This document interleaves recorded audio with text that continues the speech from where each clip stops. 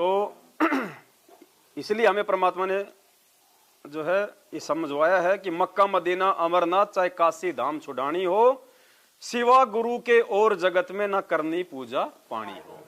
गुरु जी के अलावा अन्य किसी को भी ना तो महत्व देना है, और पूजा पानी तो बहुत दूर की बात है। अपने गुरु के अलावा, अपने इष्ट के अलावा और किसी की भी पूजा पाठ नहीं करनी है।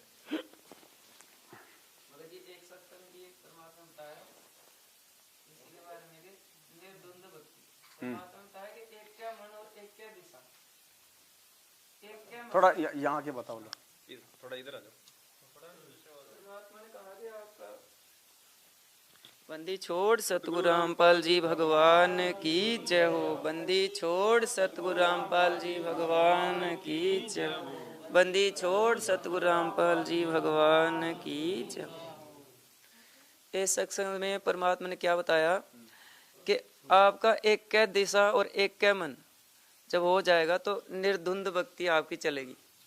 निर्धुंध भक्ति के लिए परमात्मा बताया सुबह का नित्य नियम है, दोपहर की रमैनी मंत्र, अपने सुबह उठते ही पहले अपना मंगलाचरण, ये सब बताया। लेकिन निर्धुंध भक्ति का वहां पे भी परमात्मा ने थोड़ा सा भेद रखा, क्योंकि निर्धुंध भक्ति तभी होगी जब हम एक का मन कब होगा, जब एक ही भगवान होगा तो एक मन होगा। जब हम पतिव्रता धर्म पे होंगे तो तभी तो हम चल पाएंगे ना उस बात पे। तो शुरू में तो दास ये सोचता था कि परमात्मा जब कहते थे कि भाई गीता और वेदों को समझना तो आसान है, लेकिन ये सत्संग समझना गीता जी से भी गूढ़ है, हाँ इनसे भी कठिन है। तो दास सोचता था सीधे सीधे होते हैं, इसमें क्या है। लेकिन अब जो सात संगतियों से जैसे जैसे वेद खुलते जा रहे हैं तो बहुत कुछ सामने, अब तो पूरा जो रहस्य है परमात्मा धीरे धीरे अपने सात संगति के माध्यम से दया कर रहे हैं परमात्मा, और वो रहस्य खुल रहा है। तो भगत जी धीरे धीरे हम कहाँ पहुँच जाएंगे हमें खुद पता नहीं है, लेकिन यही बात है कि अपनी बुद्धि छोड़ के परमात्मा को समर्पण करना। क्योंकि आज भी परमात्मा सत्संग जो अभी चलाया था शाम को, तो परमात्मा ने उसमें कहा कि अपनी बुद्धि को फॉर्मेट करना पड़ेगा आपको। पुरानी सोच, जो हमारी सोच है उसको फॉर्मेट करना पड़ेगा, उसको मिटाना पड़ेगा। फॉर्मेट का मतलब मिटा देना, बिल्कुल डिलीट करना पड़ेगा। और फिर परमात्मा की जो बात है वो समझ में आएगी। बंदी छोड़ सतगुरु रामपाल जी भगवान की जय हो। भगवान की। आगे परमात्मा ने चौथा लिखवाया है, भाई नियम चतुरथ गुरु की आज्ञा, चाहे काट के शीस चढ़ाना हो। नियम चतुरथ गुरु की आज्ञा, चाहे काट के शीस चढ़ाना हो। दान धर्म चाहे यज्ञ हवन हो, सतगुरु से आज्ञा पाना हो। सतगुरु से आज्ञा। भाई घर छूटो या जग रूठो, चाहे रूठो ये संसारा हो। कौन सुने मेरी काल नगर, जय गुरु रूठ गया मारा हो। गुरु रूठ गया। भाई नियम चतुरथ गुरु की आज्ञा, चाहे काट के शीस। परमात्मा कहते हैं महिमा कीजिए संत की, तन मन धन सब दे, और सिर मांगे टाड़ा नहीं, चाहे मोर ध्वज लख ले। कहते हैं जब सतगुरु की, और शीश देगा कौन, जिसको सतगुरु की पहचान हो जाएगी। और शीश देने का मतलब ये नहीं कि भाई गुरु जी हमसे हमारी गर्दन मांगेंगे, नहीं। शीश देने का मतलब परमात्मा ने बताया कि नियमों के ऊपर मर मिट जाओ। ये नियम निभाने के वास्ते अगर तुम्हें गालियां खानी पड़े, तुम्हारे को मार सहनी करनी पड़े, माता बहनों को यदि जो है घर से बाहर निकलना पड़े, जैसे बहुत सारे भाई इस भक्ति से बड़े वो दुखी होते हैं, अपनी पत्नी को बहुत ज्यादा वो प्रताड़ित करते हैं, तो परमात्मा ने कहा कि अगर ज्ञान समझ में आ गया तो घर छोड़ना भी स्वीकार कर लो, जो है मीराबाई की तरह, फिर रखवाड़ा वो परमात्मा बन जाएगा। कहते पतिव्रता सुनी नहीं, समर्थ घर सोच। अगर वास्तव में वो भगत है और यदि वो परमात्मा के लिए यदि वो कोई त्याग वो कर रही है, तो गुरुदेव ने बताया कि पर जो है फिर वो परमात्मा कोई मतलब वो नहीं है, उसके घर में जो है सोच बन जाती है, फिर वहां पे देख नहीं सकता परमात्मा फिर अपनी आत्मा को उन दुखों में। रामपाल जी भगवान की, भगवान की।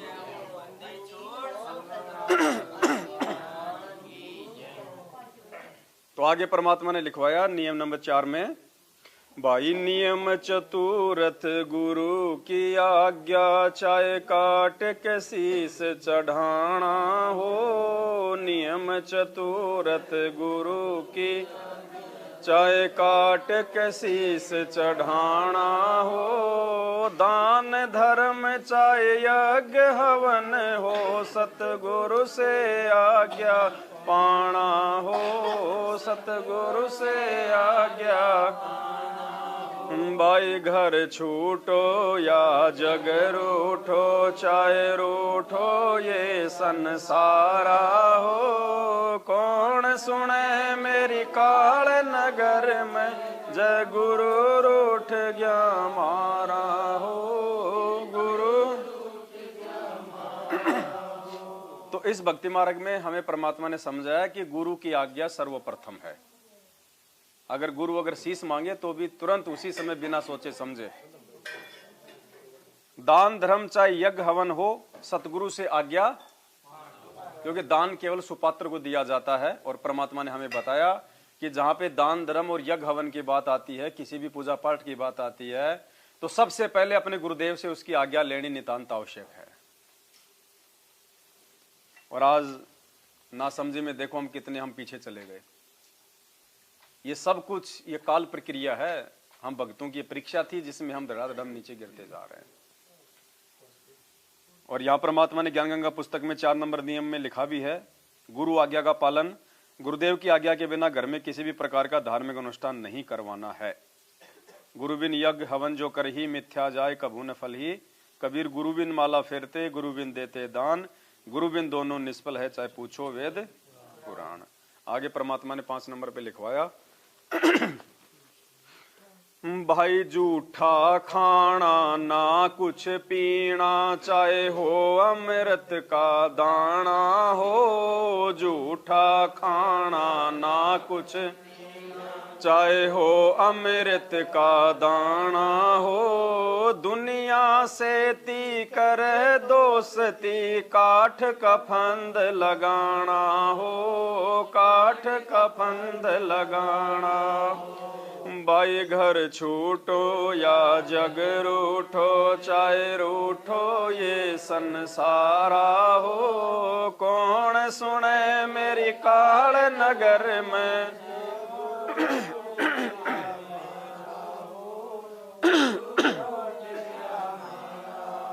तो अगला नियम क्या है परमपिता परमेश्वर जी का, झूठा खाना ना कुछ पीना, चाहे हो अमृत का दाना हो।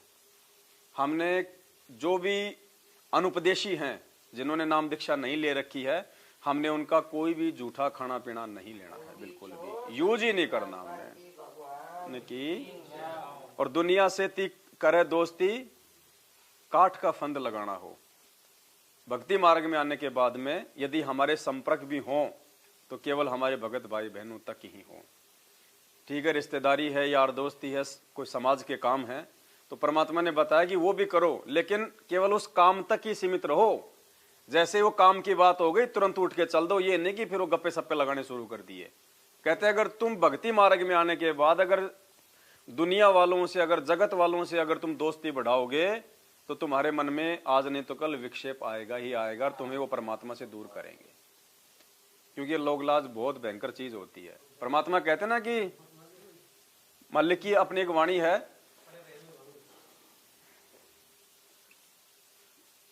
कि दुनिया से ती दोस्ती और पड़े भजन में भंग, एका एकी राम से या साधु के संग। दुनिया वालों के साथ में यारी दोस्ती मित्रता, फालतू का उठना बैठना, गप्पे मारना, इसलिए तो परमात्मा ने मना किया कि ना ताश खेलना ना ताश को देखना।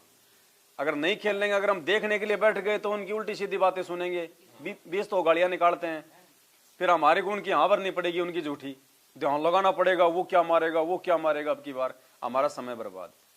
तो मालिक ने कहा कि हमने उनके पास में बैठना ही नहीं है। या तो अपना कोई भगत भाई है अपना उसके पास बैठो, आजकल मोबाइल हो गए, कहीं अपने अगर फ्री हो बातचीत करनी है तो अपने मोबाइल पे कोई परमात्मा की चर्चा कर लो, या फिर वैसे परमात्मा ने कहा कि आपको जो मंत्र मिला हो अपना उसका सुमरण कर लो, अपने खेतों में चले जाओ, घूमते रहो, कोई अपने छत पे टहल लो, आरती के समय आरती कर लो, अपना मंत्र कर लो। अब इतना टाइम होता है, फिर गुरु जी का अपना सत्संग सुन लो। फालतू में किसी के साथ में यारी दोस्ती मित्रता बड़बड़बाजी नहीं करनी भक्ति मार्ग में आने के बाद, अगर भगत बनना है तो।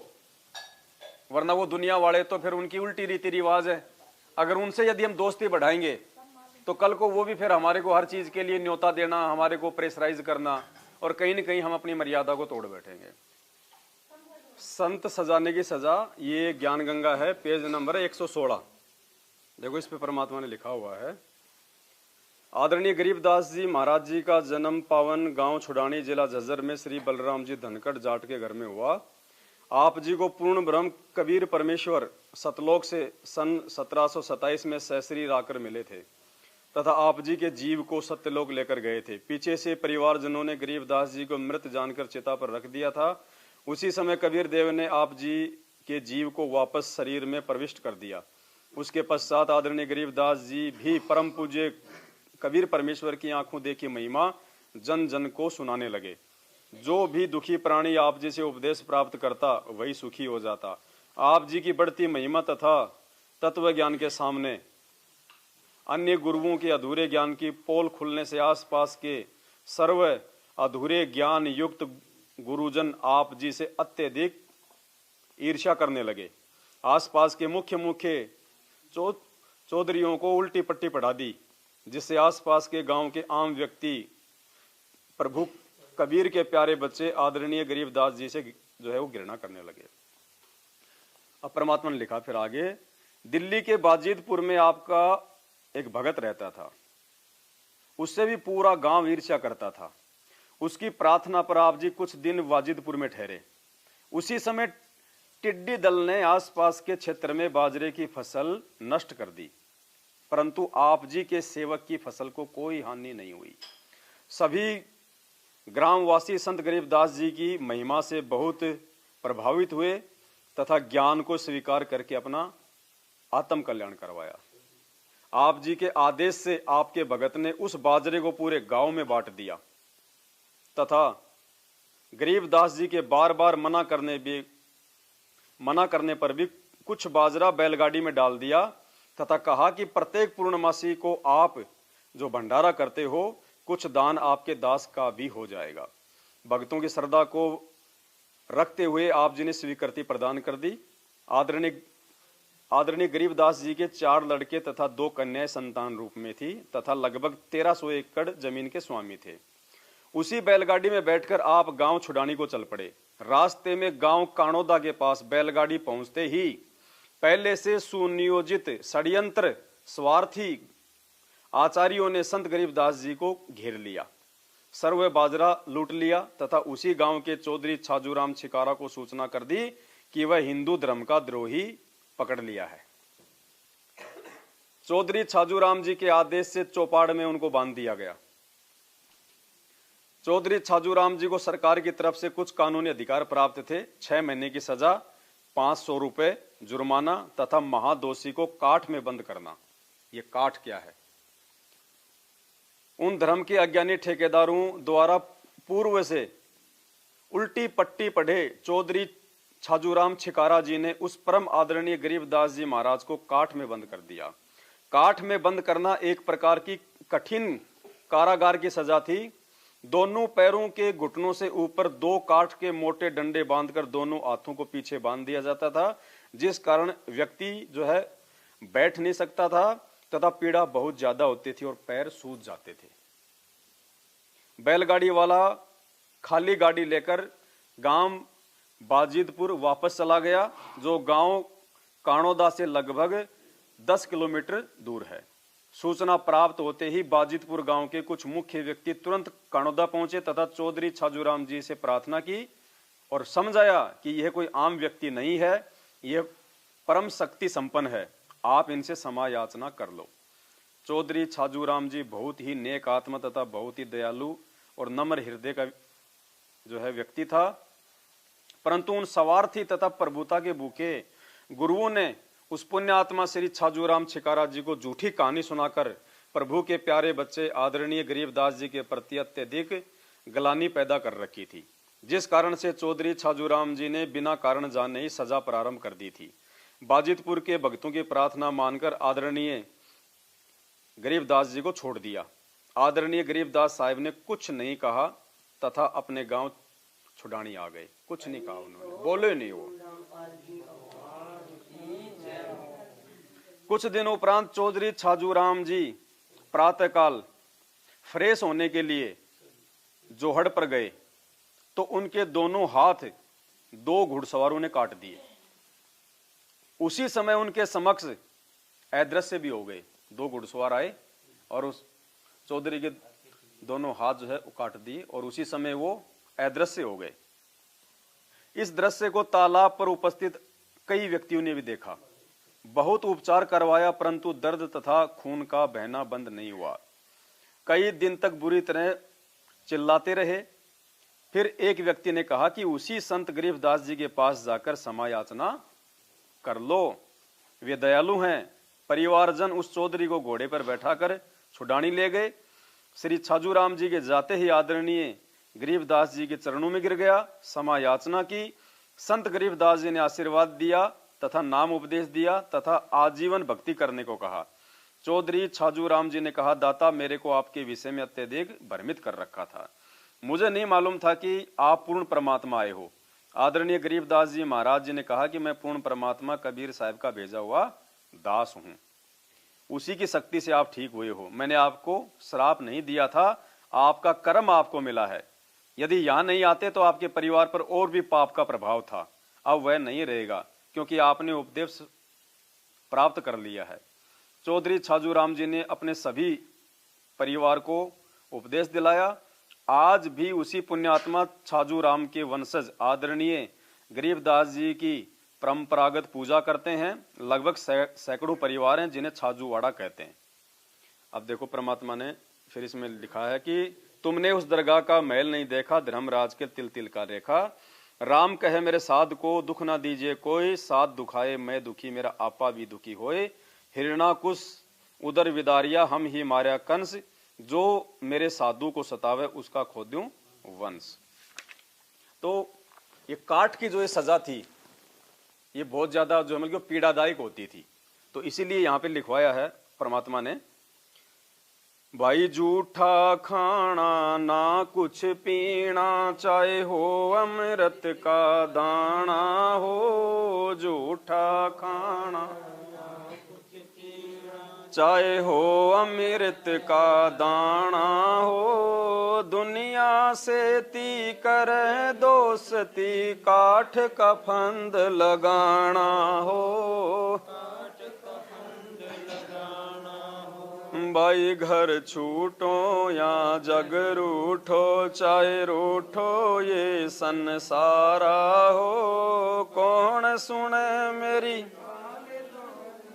जय गुरु रूठ गया मारा हो। गुरु रूठ गया भाई 6 माही बरसो दिसरादा, ना कोई पिंड भराना हो। 6 माही बरसो दी ना कोई पिंड भराना हो। ना पंडित कोई कर्म कांड हो, इस जगत को है समझाना हो। जगत को है समझ भाई घर छूटो या जग रूठो, चाहे रूठो ये संसारा हो। कौन सुने मेरी काल नगर में हो। गुरु रूठ गया मारा हो। तो परमात्मा ने हमें समझाया है नियमों में कि किसी की भी जब मृत्यु हो जाती है उसके उपरांत हमने उनकी कोई भी वो परंपरागत पूजा पाठ नियम धर्म क्रिया कुछ नहीं करनी है। नॉर्मल तरीके से हमने सारे काम करने हैं। वो सारा सब कुछ परमात्मा ने शंका समाधान की पुस्तक में भी विस्तार से लिखवा रखा है और ज्ञान गंगा में भी परमात्मा ने अपने नियमों में सारी बातों को विस्तार से लिखा हुआ है। जब तक हम इन प्रत्येक नियमों को इन क्रियाओं को फॉलो नहीं करेंगे और इनको फॉलो करने के लायक हम तभी बनेंगे जब हम पहले परमात्मा के ज्ञान से भली भांति हम परिचित हो जाएंगे। तभी हमारे अंदर दृढ़ता आएगी, हिम्मत आएगी, संघर्ष की जो है भावना आएगी। नहीं तो हम नहीं निभा पाएंगे। कोई भी कुछ बोलेगा, दबाएगा, भाई दबा देगा, तेरे को जमीन में हिस्सा नहीं देंगे, तू जो है मतलब भात नहीं भरेगा, हम तेरे को जमीन में हिस्सा नहीं देंगे, हम तेरे को मकानों में हिस्सा नहीं देंगे, तू बाप का ये कर्म नहीं कर रहा, तू गंगा जी नहीं छोड़ रहा। तो भाई उसको एक ही बात बोल दो, भैया जब मैं मेरी माँ के पेट में था तो मुझे क्या पता था कि बाहर मेरे 5 किल लाएंगे, 4 किल लाएंगे, मकान मिलेगा, या मैं कोई भिखारी के घर में आऊंगा। मुझे जो भी कुछ दिया परमात्मा ने मेरे संस्कार से दिया। और आज यदि मैं उस परमात्मा के लिए अगर मैं कोई त्याग करूंगा, मैं बलिदान करूंगा, तो परमात्मा खुदा तो धरती पे पता नहीं वो सोने में तोल दे हो। तो क्योंकि पुण्यात्मा वैसे ऐसे उदाहरण हैं जिन्होंने परमात्मा के लिए जो अपना बलिदान दिया है, तो परमात्मा ने फिर कोई कमी नहीं छोड़ी उनके लिए। अरस से परमात्मा जो है फर्श पे बैठा देता है। साहिब से सब होता है, बंदे से कुछ नहीं, वो राई से पर्वत कर दे, फिर पर्वत से कुछ भी कर दे परमात्मा। करोड़ कर्म जल जाए तुम्हारे। ये नुक्ते होते हैं, कुछ ऐसे पॉइंट हमारे जीवन में आते हैं, वो हमारी परीक्षा होती है, और उस समय हम लोग पीछे हट जाते हैं। परमात्मा दुखी हो जाता है कि देख इस नालायक को कितना समझाया, और अब जब समय आया अपने गुरु को प्रसन्न करने का, ये पीछे कदम हटा रहा है।